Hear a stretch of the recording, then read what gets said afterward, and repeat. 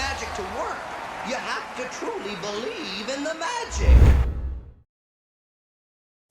Hello and welcome to another episode of Let's Talk Magic, which is an Orlando Magic UK podcast. We are recording on March the 9th, and this week I am joined by the man who put the man in Mansfield, the big slice himself, Mr. Paul Bacon. How are we doing, sir? All right, my friend. Thank you very much. Fighting a bit of a cold, but other than that, all good. All good. How's yourself? Yeah, not bad, mate. Busy week. So I've kind of just been putting time aside to do game previews on Twitter, watching all possession games at the minute. It's like that, and getting potted up. Hey, well, I'm see, as everybody knows on here, I'm a Leeds fan, so I'm still buzzing at last night. I'd also like to thank Cardiff for what they've done for us today. And being such a rugby fan, England's performance, wow! So I'm well up. I'm well up for this weekend, mate. So let's be good to sit down and talk some hoops. Even though we're coming off a less than ideal game. So will there be a happy Welshman watching this now you're giving Cardiff a shout out? Oh, mate, Mr. Jones will be happy because that to beat Ipswich 2-1, good performance. Well done to them. So Ipswich are a good team. Mm-hmm. Good team. Yeah, they are. Footballing team. Mate, they are. They're good going forward, but they can concede too much. I think that's going to be their Achilles heel by the end of the season. I hope. They just keep signing. They just keep signing strikers, don't they? Or Ipswich has signed a striker. Ipswich has signed it. That game that they had in the midweek, mad. How many times they came back from being down. Good stuff. Mm-hmm. Yeah. So before we start, there's two areas I want to shout out. First of all, I'm going to highlight. It's not on the agenda, but attractiontickets.com. We're affiliated with them. If you check through our links, if you check any of our previews, if you check any of Paul's brilliant slice, you will see them linked up. So if you're thinking about a trip to the City Beautiful, whether that is for a holiday, whether it's to see the magic, whether it's to do theme parks, or you're thinking of a holiday perhaps elsewhere, do check out our deals. We would also like to say a huge thank you and a shout out to our Patreon members. Absolutely. You help us put this show together. You help us do what we do. So every week we say it, but every week we mean it. So Barry Conn, Paolo and Franz Warmth, Ollie Law, Gary Clark, Angus Craig, Dylan Holden, Alan Kane, Tom Sohn, Mark Josh, Sean Moore, Liam Radbourne, Andy Lindley, Stuart Benzies, drummy. I haven't tripped over that. And I'm loving how you are just not looking at me, knowing what's coming at the end. Our newest member, and this is a real mouthful. This name, well played. I love it. Yeah. Podfather Phil loves hazy Northwestern, and I said that looking at you, Paul. So I love that name. It's so good.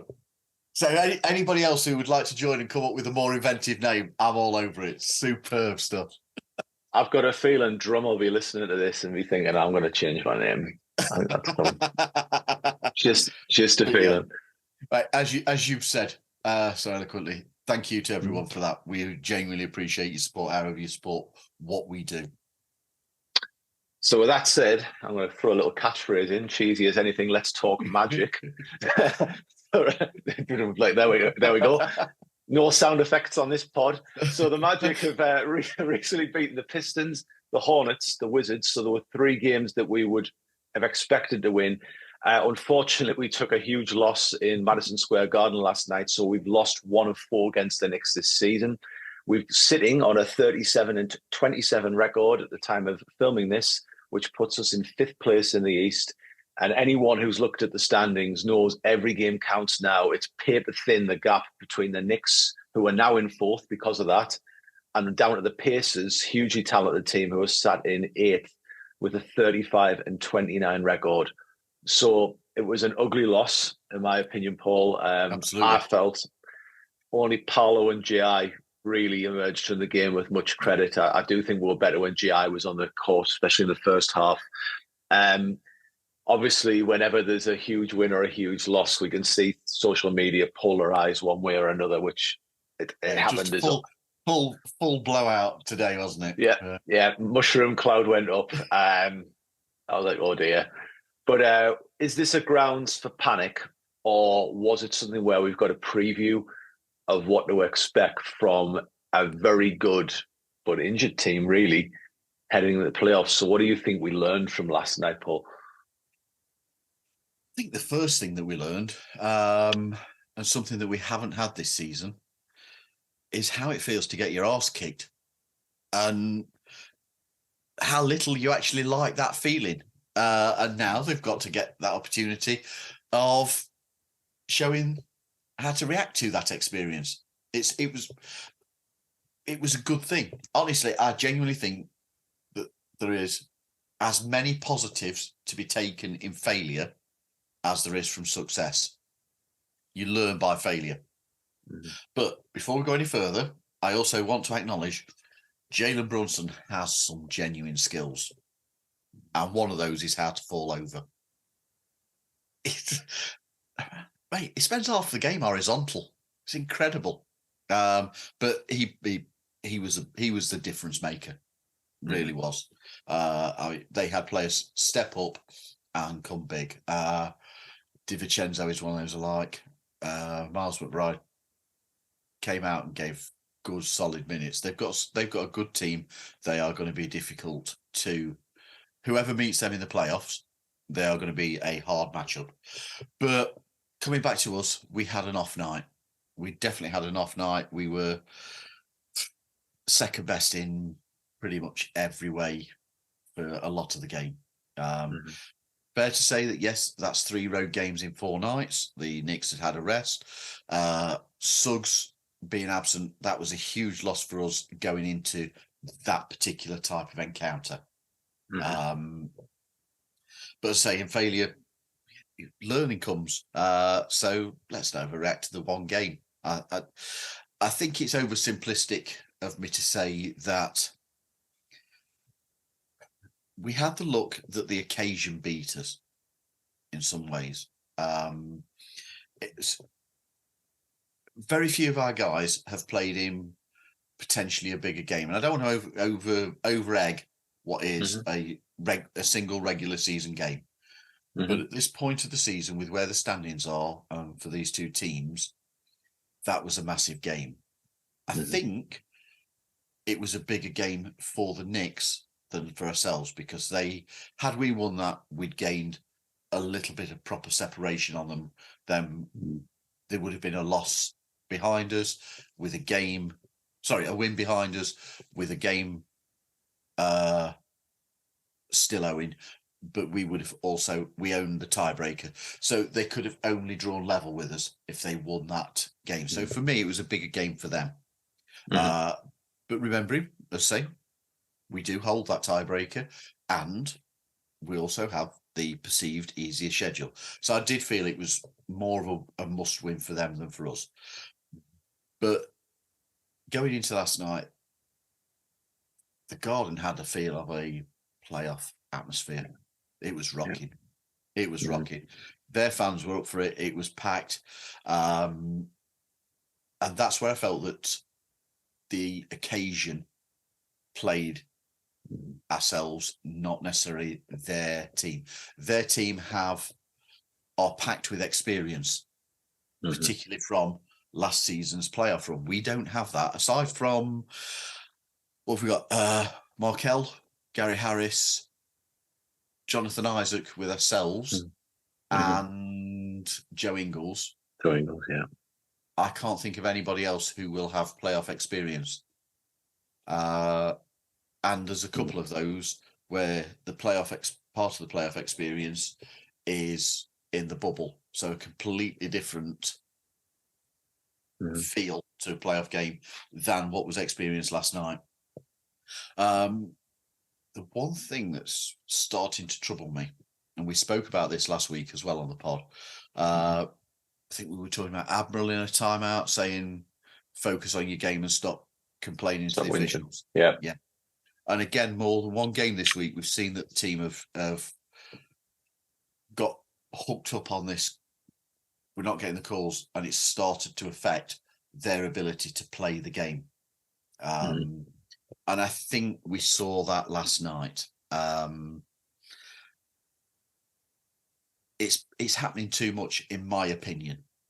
I think it's a definite sign of the team's inexperience, rather than just thinking, let's get on with this. That's something you can't affect. So play through. I would rather start seeing.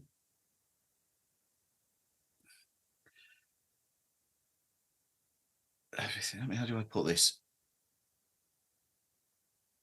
Yeah, I'll say this. I thought that the Magic seemed to be surprised that you weren't getting calls. And all 3 games that we'd had previously against the Knicks had been physical affairs. They'd all been closely competed, and the foul call, both teams were being allowed to play. Yeah. It didn't seem to affect the Knicks in the same way as it did ourselves. I'll go back to Brunson, Jalen Brunson. He did plenty of whining about not getting calls, but he did it in a period where the ball wasn't live. We had more than one point where one of our guys would pause to have a moan before starting to get back in transition. You can't have that. You play to the whistle. And I think that's something that they've got to learn to stop doing. You know that playing a Knicks team, they're going to contest shots. You know that they're going to slap down at the ball, that they're going to go at the glass. Coach Tibbs' teams have been doing that for years. It's been the same throughout his time in New York, and it was exactly the same when he was at Chicago. Those sorts. That's the type of basketball he plays. So I was surprised in some ways that we seemed took aback by it. I also think that you know what to expect with certain officials. You know how you can tell inside 5 minutes. Every sport you can tell inside 5 minutes of a game how a game is going to be called, and you have to adapt to that. And I don't think we did in the same way that we should have done.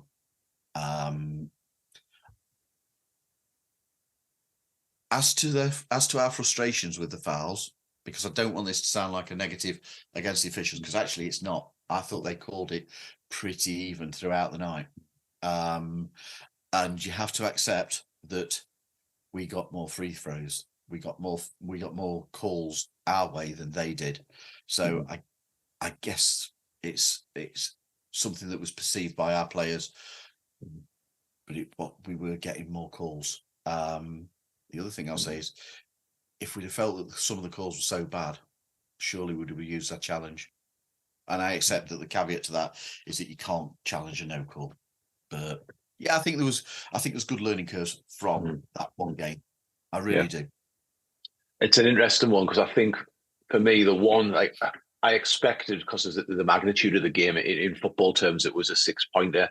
We've got a lot of advantages over the Knicks for the rest of the season, but it was that 6-pointer. And for me, it was a bit of a, you're actually in the fire here, boys.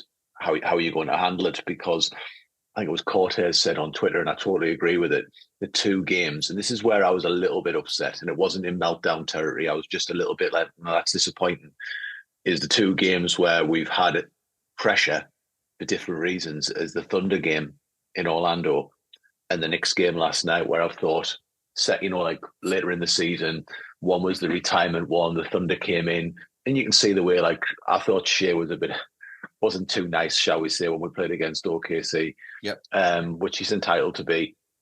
And then last night, as you said, at the Garden, that was probably as close to a playoff atmosphere as we're going to get before the playoffs. So it's been valuable in the fact of what happened.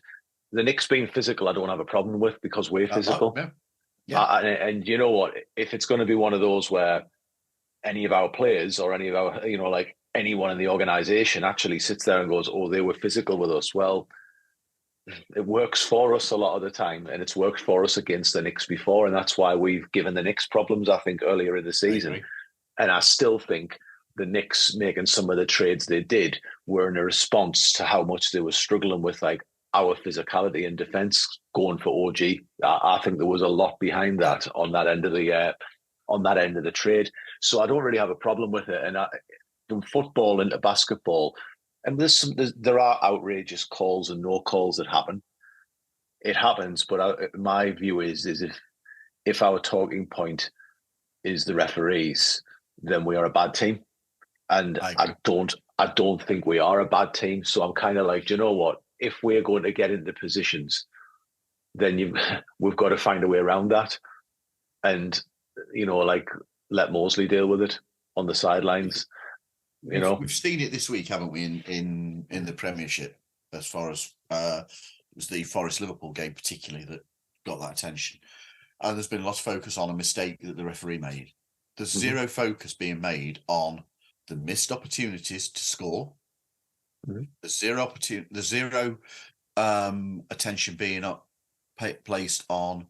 You had the opportunities to defend that play multiple times, and one mistake hasn't cost you the game. It's all the mistakes that you've made as a collective up to that point. And I think that last night was one of those cases that the Knicks came out with an intention to hit us and hit us hard. They came out from the start and played some really good basketball. I think they wanted to send a message in that, because let's be fair, genuinely we could meet these guys in the playoffs. Very realistically. Yeah. So I think that they didn't want. There's an element of pride anyway. Who wants to get swept 4-0 on a season? Yeah, they wouldn't want that. So, and regardless of their absences, they're still a good team. They have a lot of good players out there. I have zero issue on the officiating. I have zero issue on the fact that we lost.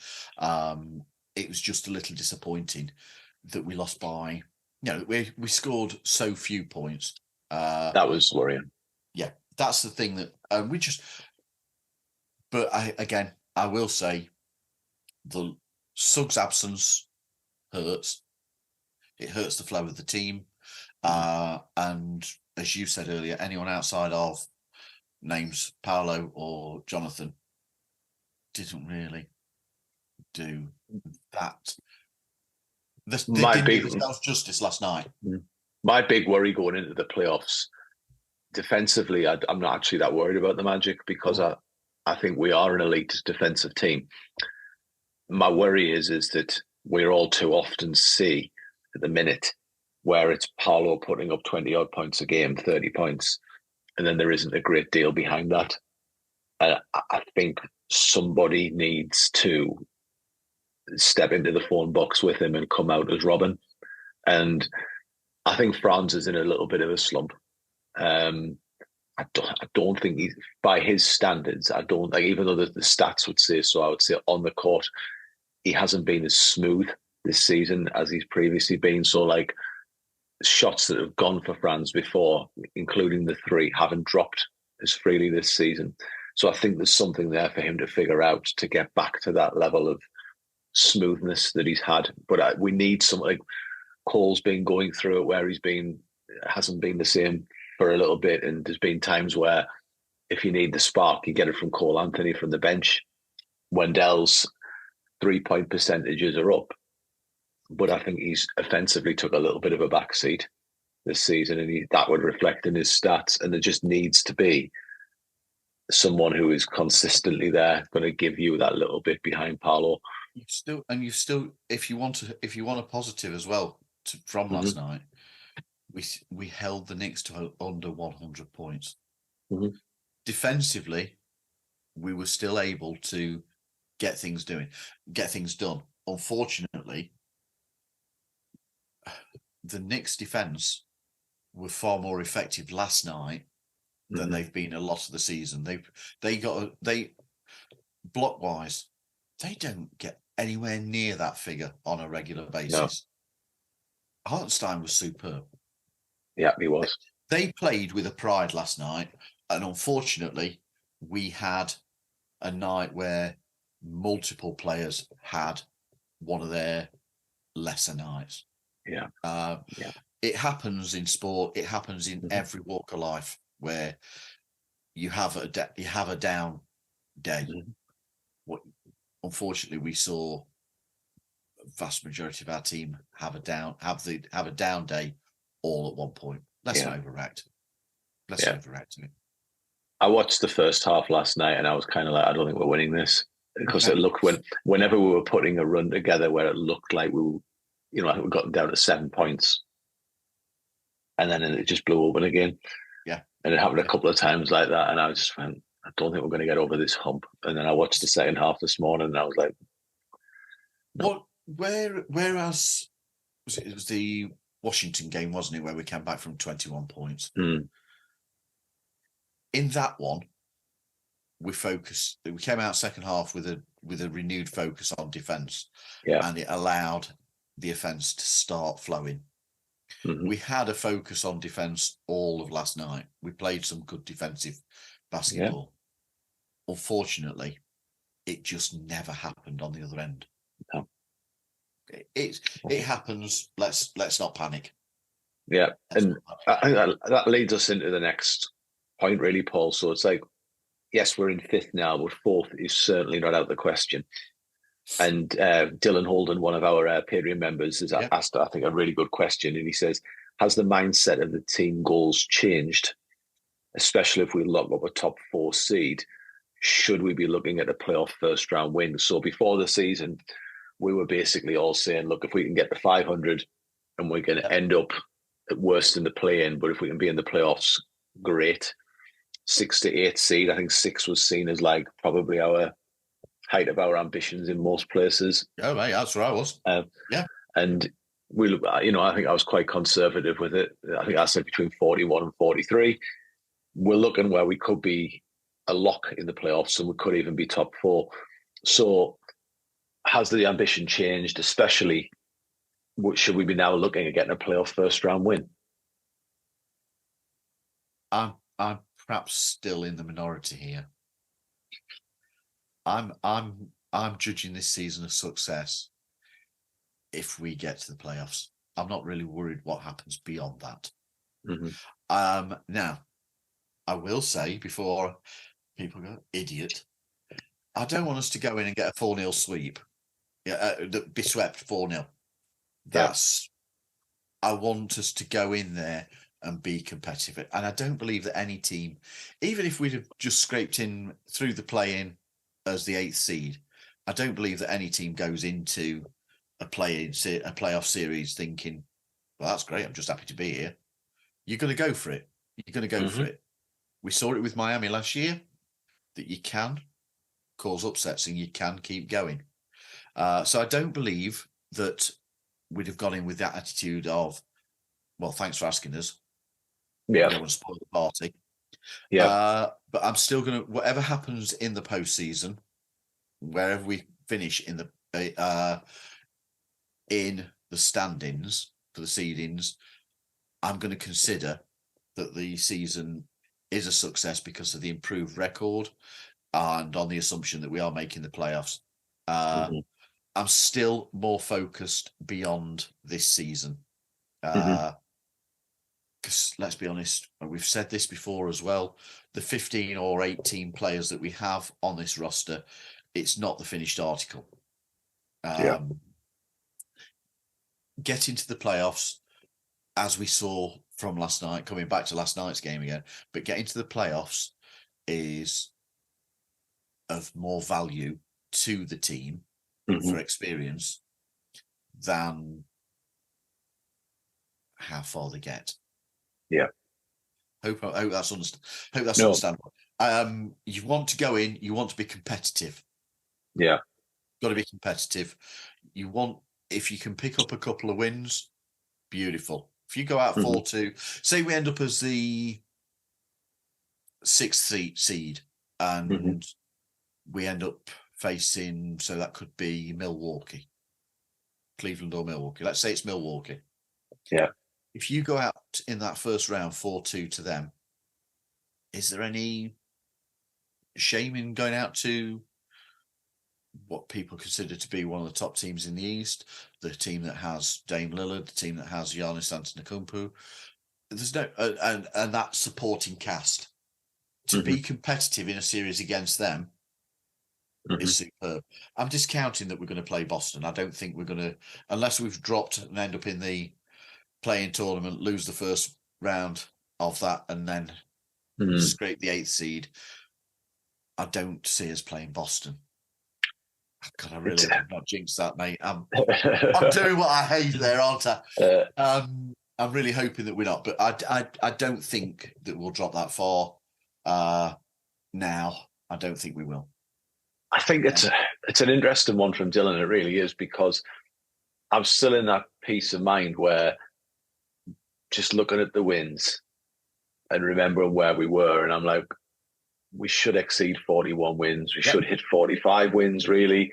And then anything above that's an added incentive.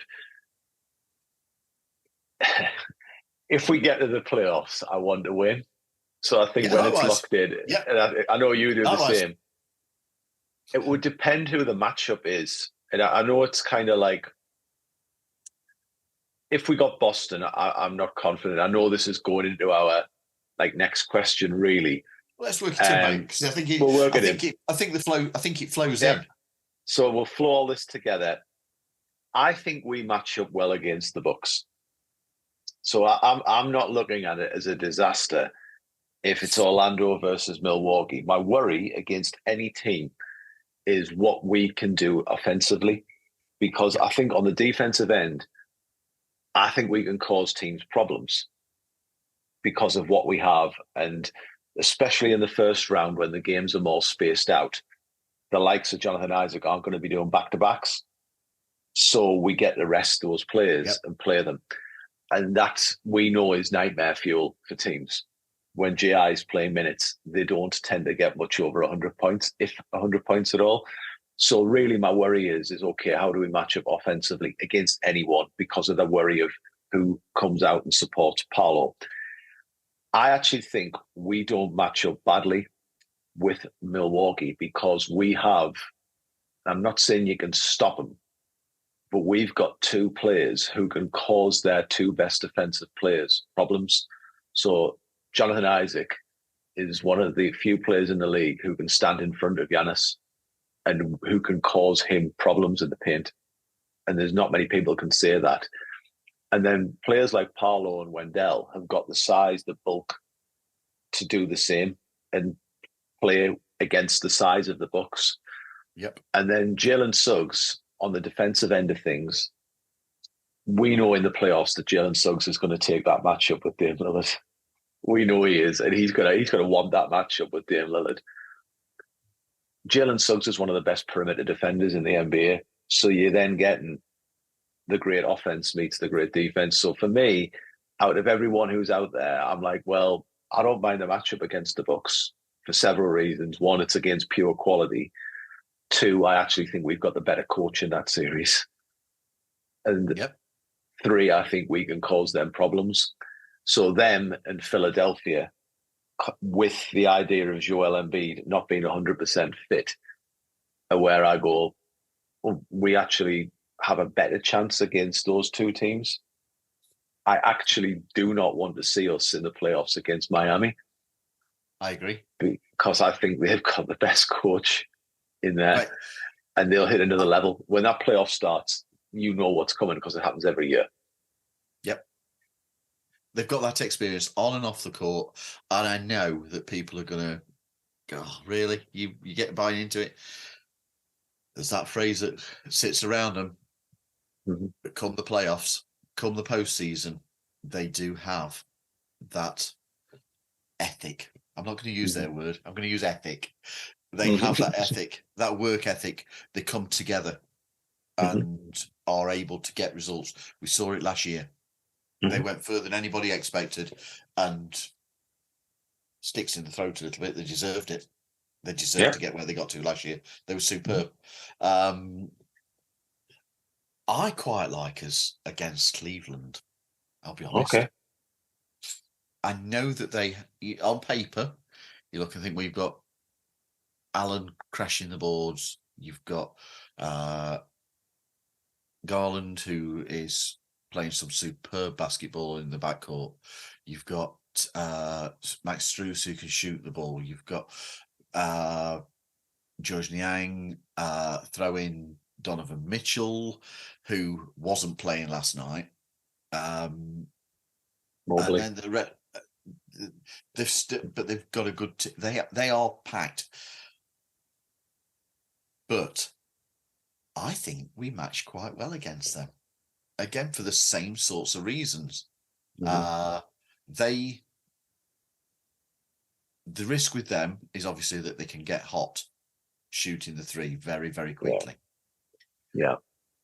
But they are susceptible to our style of basketball on offense, because we can set defensively and limit their scoring at times. Mm.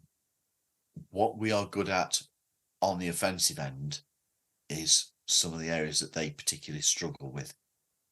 The other team that I'm going to say, and coming off of a backside kicking that we got from them last night, perhaps people will be surprised, but I still think that going up against the Knicks, I think it would be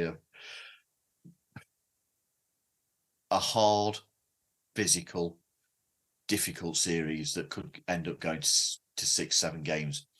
But again, I think, just as you've said, a fully fit Magic on nights where we aren't having back-to-backs can match up well against them.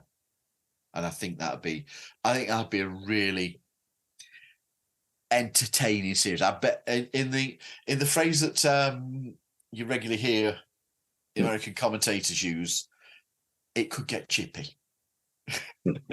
I know we would call it something completely different to that. Yeah. But it could get chippy, I think. And I just think that physical battle, we spoke about that our team enjoy that physicality. Yeah. And I think we could match up well in that one. I wouldn't be upset if we got 4th seed home court advantage and met the Knicks, or 5th seed and met the Knicks. I wouldn't be upset at that at all. Do you know what will be interesting about that series is actually the arenas for me for that. Yeah. And I'm going to make 2 points, because I think the Kia Centre, we know we could see Knicks fans infiltrate the Kia.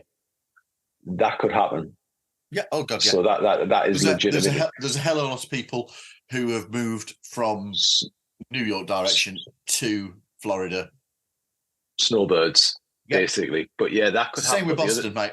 If you remember that, we were there opening night last season, playing Boston. We're walking out, and I'm talking to a couple of guys who are in Boston shirts with Magic season tickets. Yeah. Okay, mate, we're from Boston. 2 games a year in the then Amway, it's now Kia. We don't have a Magic shirt on. The rest of the season, we've got the Magic shirt on. But that's where we grew up. That's our hometown team. So they're our team, but we live here and we're behind Magic. So there are those people who are, I won't say confused, but I don't get how you support 2 teams in one conference. I don't know.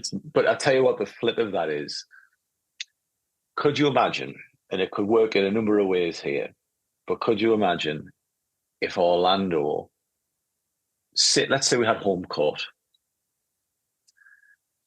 and we'll say the Knicks have home court, and we won game 1 in New York. Yep. Could you imagine what the Garden would be like? Because my memories are, it didn't take things, I thought Trae Young got in the Garden's head. Yeah. A few years ago when Atlanta played them. And it was probably Trae Young's finest hour as a basketball player, that New York series. And I like the Garden. I actually like the Knicks as a team. I like New York as a city. I like its attitude. But I was like, that can turn. The Garden can turn. You know, I can remember it in the Jordan era. The Garden can let you know if things aren't going. It's a demanding fan base. Yes, rightly. Yeah. And that's an interesting one for me about what could potentially happen in the 2 home arenas, where you could see a lot of New York fests in the Kia Centre, but conversely, the Magic could turn that. More Magic fans, but we could turn it. It's great. We are, but I think that's Paolo. I think that's Paolo. But this will lead us in again in a second. But I could see that, where just the frustration at what, because we're not well covered. So if in the playoffs, the Magic, like the Pacers have got pressed because of Tyrese Halliburton, even though right now, as we do this, they're a worse team than us for record. Yeah. They still get a lot more love than the Magic do. Really, the both should be talked about as exciting young teams, in my opinion. But it's interesting how the perception could be in New York of the Magic if they went in and start doing things in that Madison Square Garden in a playoff. I think the players on the Knicks respect the Magic because of how they played last night. Josh Hart's comments after the game, for example, they're aware, and Thibodeau won't accept any less. But whether the fan base respects the Magic, that's a totally different thing. This is not Jimmy Butler coming into town, Right.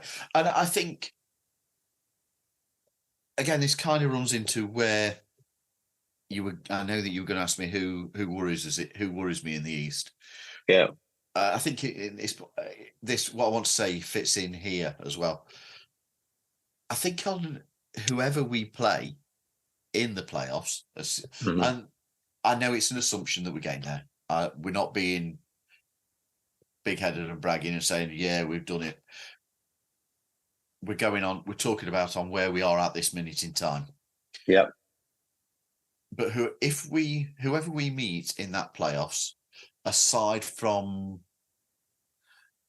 say, somehow we climbed up to second and met a Chicago,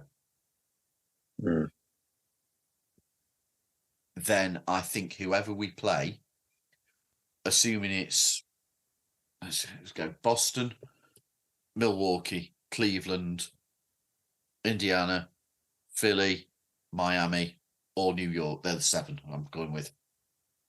Assuming that any of those 7 that we play, we will be the underdogs. Yeah. And I don't think that's a problem. No. I don't see that being an issue. Even if we're the 4th seed, or by some quirk of fate, we fought our way up to the 3rd seed. I don't think, even if we are the underdog with home court advantage, I don't see it being a problem because it's going to be based on experience, and we don't have that experience. We're going in as a learning curve. So Paolo was interviewed last night and said that the coach had said to him, what you've just experienced is the closest you're going to get to the playoffs. That's what you've got to expect. The next experience you hope that they're going to have of a playoff atmosphere is back at home in the Kia Centre when we take on the Pacers. That place has to be rocking. You want the place absolutely rocking. Yeah. To give the team the experience of how loud your home court crowd can be and how supportive it can be. It could, and if you've had that experience of the atmosphere in these 2 games, that's a good standpoint to start from of playing in the playoffs. Absolutely. Because the fight is so close from here on in, every game is, I'm not going to use the phrase must win, but the wins are hugely important because of how packed up all those teams are. We have certain advantages over certain teams in that we own the tiebreaker. Other teams have the advantage over us in that they have a game in hand or 2 games in hand. We have that advantage in that we have the perceived easier schedule, but you still have to beat what's in front of you. Yeah. There's no W in that column until you've actually played the team and beaten them. Agreed. So perception of a schedule is just that. It's the same way as when we talk about the draft, who should go at 1, who should go at 2. It's opinions. On any given night, a team can turn up and have an off night, and the team that you're playing who should be awful and you should be taking an easy W turn up and are a team that look like they could have been Showtime.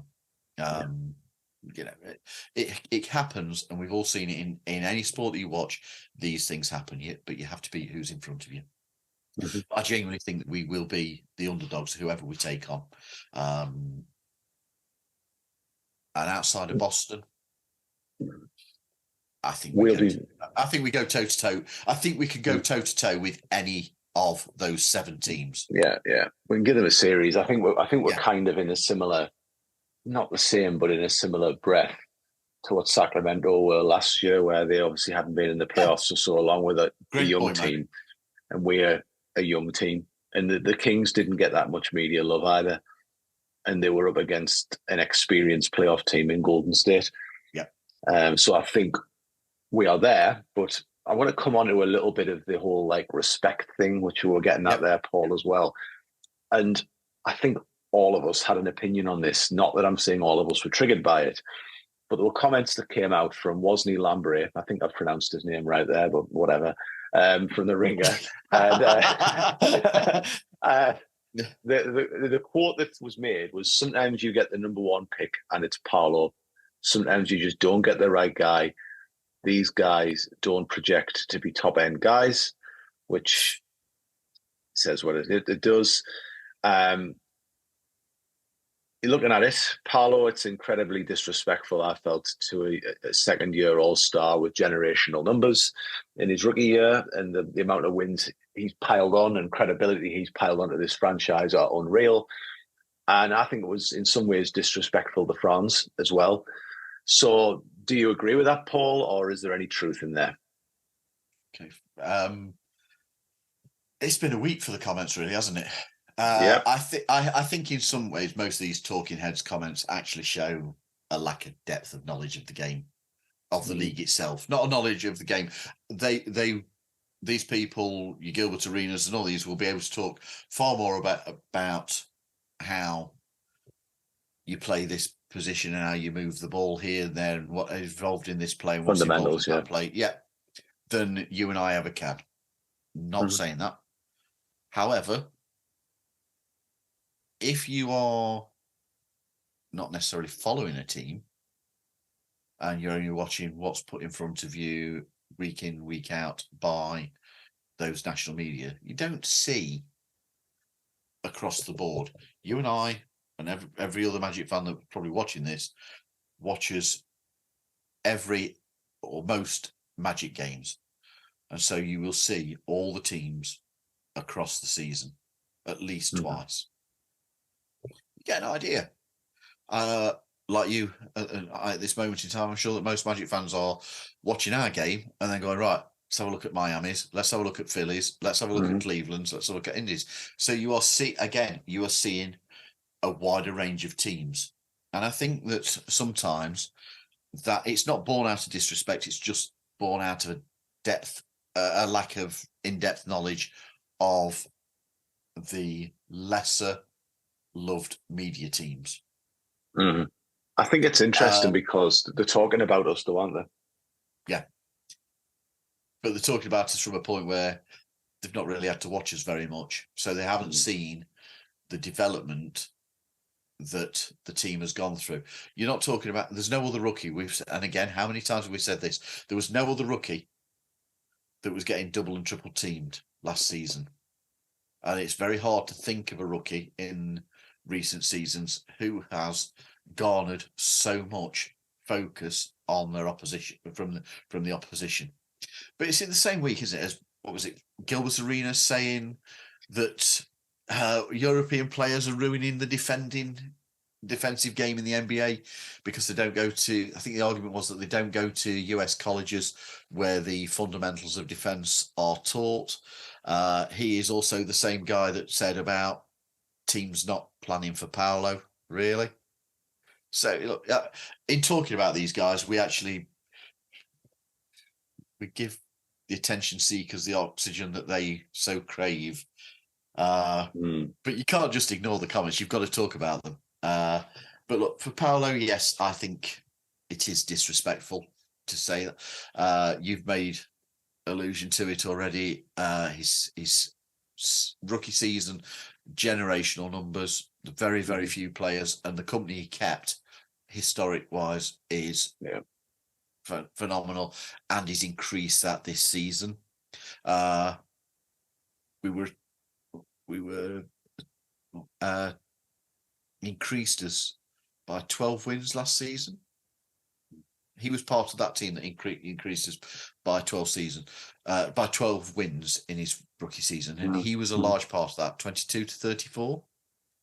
I think it was, and we've now that was roughly anyway. If it was with 18 games remaining, we've already surpassed that. So in his second year, we've surpassed that with 18 games remaining. We now have 3 more wins than that. We're on 37 wins, aren't we? That saw us jump from the 13th seed to legitimately fighting for home court advantage in the playoffs. And you're not doing this with, and I think this is an important factor to put in there.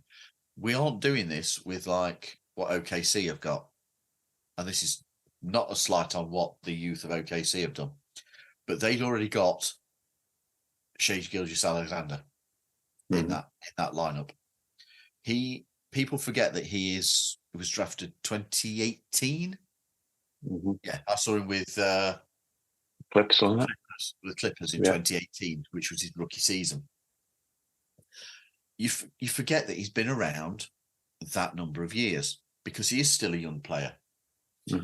And they've been that talented young group that the OKC have got were able to start life with a very, very talented and already somewhat experienced guard, the playmaker, the person who can take a lot of the pressure from some of those. We haven't had that. Paolo's come in and been the man to start with.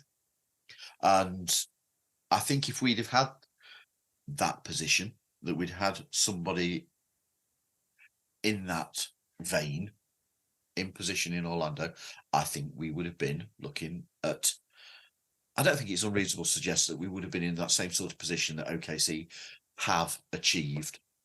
And let's be fair, worked and played really, really well to get to. We also have, the other thing, you asked me if it's fair. I suppose you look at last night, you look at the Knicks game, and there's perhaps that argument there that Franz didn't have a good game. You've already mentioned about he's having a little bit of a slump. He's not been as smooth this season. We also have a fairly vocal element in the Magic fan base who consider that Franz is little more than a role player, that he isn't a viable second option. I think it's less a question of our ability, more around what we have surrounding them. Coming back to what we said before. I think it's interesting as well, Paul, what you're saying about OKC. Another point I would make on the Thunder is that we can kind of see a little bit with the Magic this season, is when they went into their rebuild, they went into it with a still very good Chris Paul. They're basically taking Shai Gilgeous-Alexander in particular under his wing. You had Lou Dort there, etc., but you had that veteran who was an all-NBA level veteran who was still seen as like a piece on a title/team at that point when he was there, because I think he went from there to Phoenix, correct? From OKC to Phoenix, I think was where he... Was it? Yeah, was it that way? Yeah. I think, yeah, but he basically did a year for them.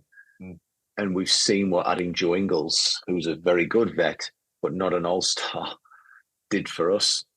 So I think when you throw that in to the talent of Shai Gilgeous-Alexander at the time when they got him, and you put a still very good Chris Paul there to say, let me show you the ropes, let me be the vocal leader, let me carry the load on these things and build a culture in the locker room of a winner. That has its own merits. Yeah. You know, when you've got teams going on losing streaks or in tight games, you can look to your Chris Paul. We haven't had that really in our rebuild. Ours has been a pretty much until this season youthful rebuild. With Gary Harris really being the veteran. And this is where, coming back to earlier, My focus is still beyond this season. Yeah. I think that's where we start looking at that type of thing. Mm-hmm. Start using some of the capital that we have. Well, Paulo's in it. I think Paulo just highlights the job Paulo's done as well. Paul, and what you were saying about the stats and the record, there's a very real chance that in 2 years, and yes, I know injuries have been a factor why we've been this bad, but there's a very real chance that this team, now led by Paolo Banchero, over doubles the win total from before he arrived. Yeah. And that's something, and it kind of like, if that doesn't shut a narrative down, which is on the agenda, it's going to have to come in the playoffs. And I know, I can't remember who it was. I think it might have been Sandy Banchero, who follows us, said about winning a playoff series. I could be wrong there. Would it take that? Maybe. Would it take the Magic being on national TV in the playoffs and Paolo doing what Paolo does with people watching him 4 times or 3 times? But I think the playoffs might shine a light on Banchero and his value to the Magic and how good he is. Because Dwight Howard, like I made this point on our Let's Talk Magic account, when Dwight came in the league, he wasn't loved. Yeah. He wasn't loved. He wasn't. There was a lot of people, and included in the Magic fan base, because T-Mac was still on the team when we won that lottery. We're talking about Emeka Okafor as being the better option, and Dwight didn't come into the league as a 2010 guy. Dwight came into the league where he put a hell of a lot of size on, and he was like a double-double guy, but with not that much offensive game at all, like dunks and using his athleticism, a little bit like Jalen Duren, if people want a comparison of a modern player. And Dwight just got better and better and better year on year, but you could see it. Like, he didn't win the Rookie of the Year, but you knew, like, something happened. From my angle, I was like, something's got to go wrong here if this guy isn't an all-star. It's like an absolute minimum. Something has gone sadly wrong. Okay. Because you could see it in year one. And that's when I look at it and go, like, I remember being on Real GM at the time and reading message boards, and it was about his lack of basketball fundamentals. And people did rightly say he might struggle with injuries because there was comparisons drawn between his physique and David Robinson and things like that. But what he gave the Magic when he was on the Magic was he was a legit, he won the Defensive Player of the Year multiple times. He was the shoe-in starting center for the All-Star team. He was on Team USA. He was in commercials. And he took the team on his back to the finals with the right pieces around him and a very good coach. So that was a guy who was overlooked, I felt, in year one. And going into that draft, he was not a consensus number 1 pick. He was not. It was not. So I look at it and go, maybe Paolo's got to do that. Yeah, I think if we're talking about shutting the narrative down, then that's a very, very good winning a first round series against whoever is a very, very good point. And that came originally from Twitter. I will throw that in. Yeah, mate. I think that's a cracking. Whoever came up with it, I think that's a cracking point. I will take it back. If we went 4-3, if we took 3 wins against a team and took them to the final game, and Paolo has been the guy who's put the team on his shoulders, got us bit a couple of buzzer beaters or clutch points that have taken us to that position, then I think it starts to quieten. And ultimately, though, people are always going to be pointing to his efficiency. That's going to be... so he's got to keep playing with focus. He's got to play with focus. He's got to learn where to improve his game. Now, I don't know if you've seen this or not, but Paolo was on one of the latest episodes of NBA Action with Dennis 3D Scott, Shooter's Corner or whatever it's called, and they were talking about the 3 different levels of scoring and Dennis and Paolo are going through, talking to Paolo about his 3-point shooting. What does he look for? Paolo's explaining this. Then talks about the mid-range. Paolo's explaining that, yeah, this is. I'm second year. I'm getting used to just looking at what the defense are presenting to me. Are they double teaming? Are they triple teaming? Mm-hmm. If it's 1-on-1, then I'm going, and this is my spot. And he's talking about doing his shots, and then, obviously, as I say, penetrating into the paint. Mm-hmm. Finished with Dennis going, okay, we've got to talk about it. The free throws. You're this player, and you're at this percentage. I'm like, yeah. So tell me, talk about it. And Paolo's answer was that come clutch time, he is almost 100% accurate. Hardly misses. Mm. So he's thinking that it's not a ability thing, or he was kind of indicating that he doesn't think it's an ability thing or a fundamental need to change his shot or any of those sorts of things. He actually he was kind of indicating that he feels it could be perhaps something it's a mindset that he's not locked in at the line early in the game as he should be, and that's where he's got to work. Now I think that's that's a youthful thing. That's an experience. That's somebody learning the game. But to have that self-awareness, I say, you know what, I'm probably not focused enough at that point of a game. That speaks volume to the player. And those sorts of things will be where he starts to shut people up. And he will. I do believe he will.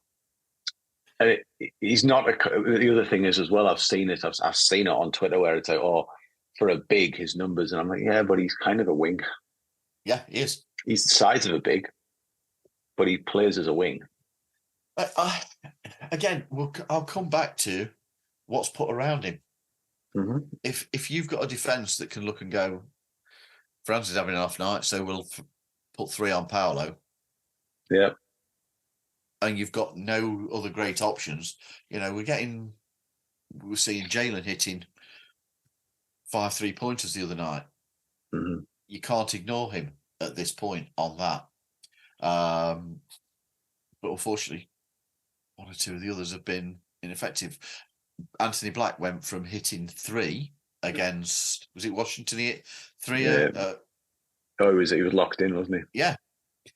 To New York, where it just didn't look a good shot.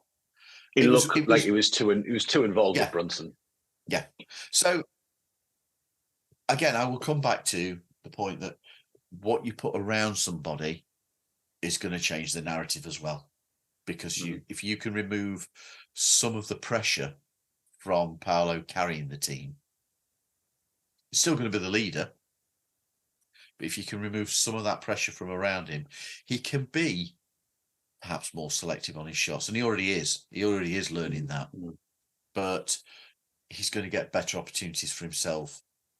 And let's be fair, he's a hell of a passer. He is. His assist numbers could be a hell of a lot more than they are. Yeah. Because you need accuracy from other players to get your assist. Yeah, I agree. Like Mikey said, could you imagine Jalen Brunson on the Magic? Yeah. And that would change the narrative a lot. We're a player short. One player, yeah. One offensive player. So that leads us in. We don't do this very often now. We'll just talk about the record really quickly. 4 games coming up. Pacers Sunday, Nets, and then we've got back-to-back Dick with the Raptors. What do you see out of that? Sorry, Paul. I couldn't. If you've been checking, I wasn't expecting that. If you've been I wasn't expecting a Dick to pop up all of a sudden. Yeah, well, if you've been checking his numbers recently, he's had a remarkable rise. But what do you think out of those 4 games? What can you say? Mate, I think we drop 1 to the Raptors. Yeah, I think we go 3-1. I know that's including the Pacers. but I kind of expect a reaction to the New York game. So, and I expected a reaction from the team. I expect a reaction from the fans in the Kia Centre that's going to give the Magic a hell of a boost on that first home game as we get a bounce back performance against the Pacers. So I think we beat the Pacers. I don't see why we shouldn't beat the Nets, and I think we take one of the games against the Raptors. The 3-1. I'll be furious. I'll be furious if we lose to the Nets. Yeah, I would be furious at that. I think we've got to go 3-1 in the week. I think if we go 3-1 in the week, it's another 4 games closer to the season being over. But 3-1 puts a hell of a lot of pressure on the other teams around you. 4-0, unbelievable. Like if we've started 4-0 at the end of by this time next week, by next Sunday night, I think we've got a 2-game. I think we've got to be 2 games up on somebody on the home court. Have New York got a double date with Philadelphia coming up? I think that was one of the things that was on the broadcast. There's some hard games for teams. 3-1 puts a lot of pressure. 4-0 surely separates us out by a couple of games, even if it's 5th to 6th or 4th to 5th. But I think it could separate 5th to 6th with games running out. We've got to play our game, mate. We've got to play our game. We've got to focus on building from that defensive standpoint again. Yeah. These guys, stop moaning. But it's there for us. Yeah, it's there for us. It's there are 3 wins in that week, if not 4. So we've got to take advantage of it. So, Paul, it's been great talking. I would have just had the social. I always enjoy it. I just being the slice. The 2 guys holding the fort this week. Mikey, unfortunately, is having to step up as a dad to be, and doing his dad duties at home. And G's just off on a jolly. So I hope you've enjoyed the ice hockey, G. The North has stepped in. So yeah, we've held the fort. The North has held it down. Lauren Hardy have looked after it. So as always, we say this every week, but thank you for listening. Please, if you don't know who we are and this is your first time, thank you for tuning in. Subscribe to YouTube, give us a like. We'll try to get back to your comments. We're on social platforms @_Let's Talk Magic. Our merchandise is in the links below. We have a discount code if you're on NBA Europe of Magic UK 10. They've still got that All-Star jersey in there that is up with Paolo. It's coming down. I hope it is, because I've got a price in my mind and I'm not gonna buy it unless it's. How much you wanting for? I'll tell you what it's down to. I want to see it below 70 because we're never going to use it again. Yeah, mate, you're quite close. It's getting there. It's down to I think 79 now. Yeah, it was. So it's there, but that's with codes included. So hopefully that's exactly where I am, by the way. Yeah. It's got to be below 70, but that's where I'm at. So hopefully soon. So thank you for listening. From a missing G, from a missing Mikey, from the big slice himself and myself, go Magic.